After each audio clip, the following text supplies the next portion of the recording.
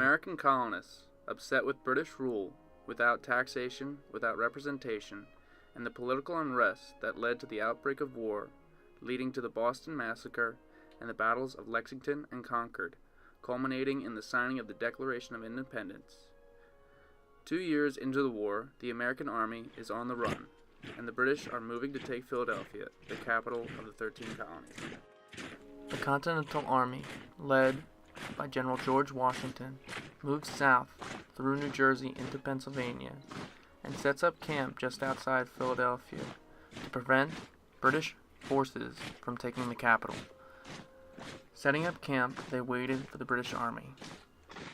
Leading the British were Generals Mark Howe and General Lord Cornwallis. Moving north through Delaware into Pennsylvania, they set up camp just across the river from George Washington and his Continental Army. The Battle of Brandywine took place on September 11, 1777. This battle was the largest land battle of the Revolutionary War, having the most soldiers, casualties, and covering the largest amount of land during the entire war.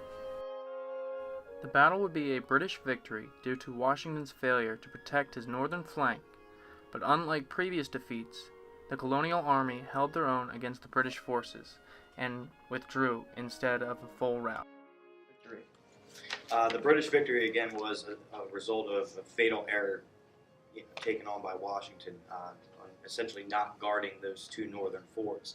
When General Howe is camped out in Kennett Square about 5-6 miles down the road to the west of us here, he's getting all that necessary information to tell him that Washington had made this fatal error. I should say Washington actually writes to John Hancock, who's the President of Congress in Philadelphia, and says, notwithstanding the misfortunes of the day, I'm happy to find my men in good spirits. So the Americans knew that they did, with all given circumstances, being outflanked and, being basically outnumbered in many aspects, they did stick it to the British. They did make a stand, but unfortunately at the end of the day, they had to retreat out of the area. One thing a lot of people don't realize is that before all this took place, as early as the late 1600s, this is a Quaker-dominated area here.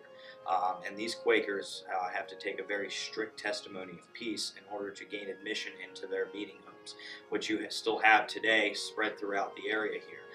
So when you have 30,000 plus soldiers coming and fighting in and around their front and backyards, a lot of these Quakers had to make some really hard decisions. And you do have Quakers that are siding with Washington, some with the British, and they're being expelled from their meetings, but you do have some neutral Quakers that are just trying to ignore everything. One primary example is a family living on our park grounds at the time, the Gilpins, who were virtually wiped out of everything, as well as a lot of these, most of the Quakers, if not all of them, in the area here in Birmingham Township at the time, and wiped out for decades after this battle. So, a lot of people learn about Washington and Valley Forge, his struggle and the struggle of the Army and what they were going through, but not many people think of the effects of the war on the local communities.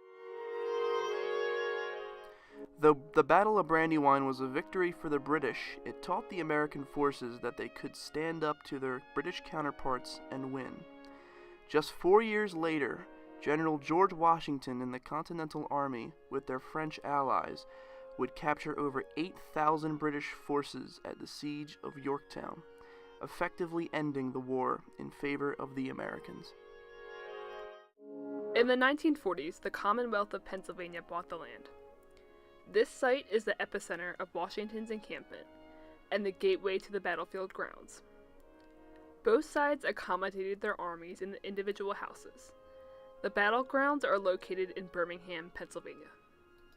The park holds themed programs such as George Washington's birthday, King George's birthday, and commemoration ceremonies to remember the day of the battle on September 11th, and also the yearly remembrance of 9/11. The park has 10,000 to 12,000 visitors yearly. Other programs also include summer camp for kindergarten through 6th grade and teaches children major aspects of the Revolutionary War. Since we are just a very small portion of the actual battlefield, our facilities cannot really support a large reenactment. But starting in 2014, we've worked with Birmingham Township, who owns the preserved combat zones up north. in 2017, with the anniversary, the 240th anniversary of the battle, they one-upped it, upscaled the whole thing, and we had about 900 to about 950 reenactors, with about 10 to 12,000 people coming out throughout the weekend there. So that was one of the biggest reenactments nationally of that year, and people are still talking about it to this day. So going off of that, in 2020, that's the next year that we're trying to bring back that reenactment, because people have been asking about it. They really want to see it happen again. You can learn a lot from this battle. One major focus is George Washington and his decision-making and different aspects of his command here at the battle. And our major themes for the leadership program focus around communication, adaptability, sustainability, and also morale as well. So those major components are the main focus, as well as the major tactics of the day and what influenced these generals and what they were learning from. And so that we take that and apply it to corporate work, the corporate world.